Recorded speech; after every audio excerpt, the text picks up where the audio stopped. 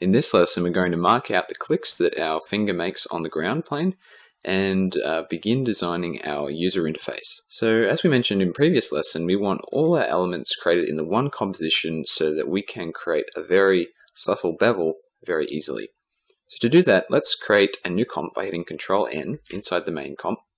Now we don't really know exactly how big we want this, but I know that I want this composition to cover the entire desk so that we can animate our objects over the entire desk. So I'm going to start with maybe 2500 wide and 1000 high. Let's go with that. And let's just see. We won't know exactly how big this needs to be until we put this in here.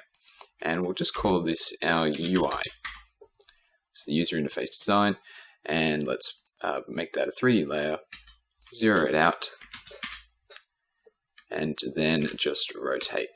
So get it roughly, and then get it exact. And also we need to scale this down. This is probably too big. So let's go maybe 30%, and the rotation minus 90, 0, minus 90. Let's just see if this covers the entire desk. Okay, so almost. Let's move it over a little bit. And yes, I think this covers the entire desk. Now what we want to do is just mark out where we want the clicks to take place, or where the clicks do take place.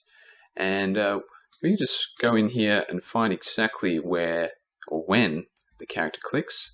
So this frame here is when the finger makes impact with the ground plane. So let's come into the user interface here, hit Control Y.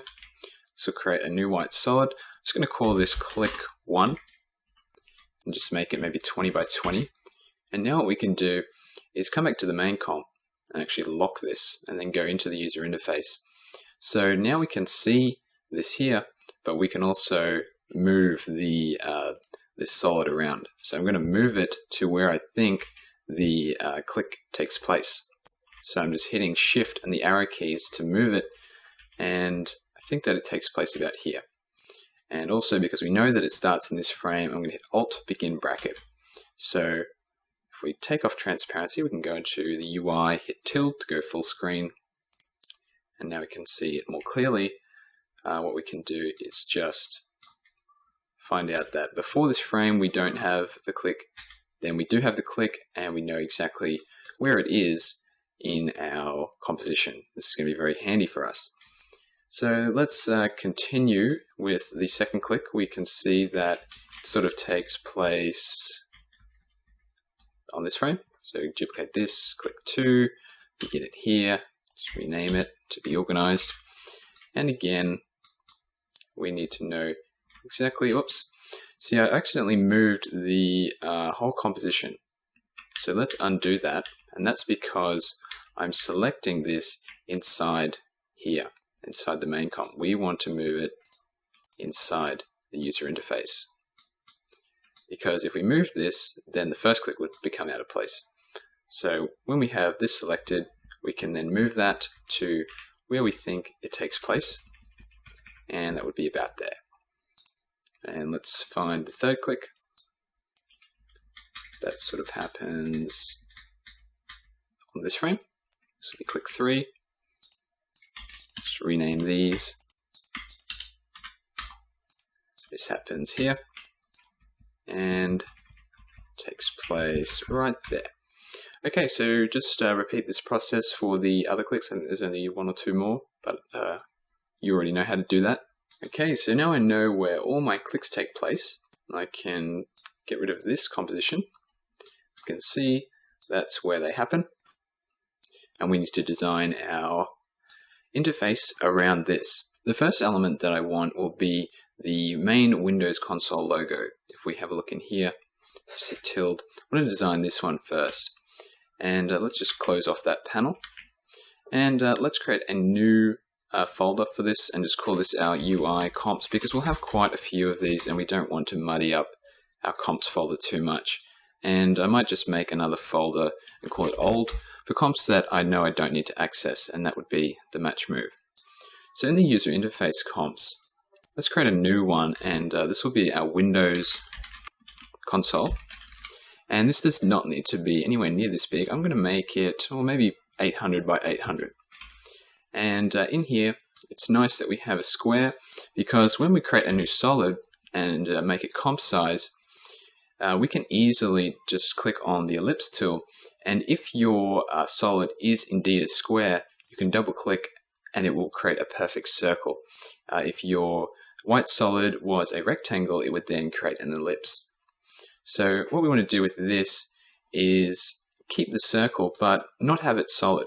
So what we can do is actually duplicate this mask here, set this one to subtract, but then just back it off a little bit.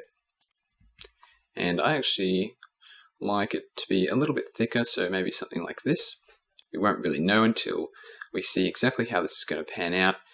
And an interesting way to animate this on is to offset these. So what we can do is animate the expansion. I'll just set the second one to none so that it's off for the moment. But remembering that this composition is 800 by 800, we can go negative 400 on the expansion, and that will be exactly 0. It will be completely gone. And I'm going to keyframe this.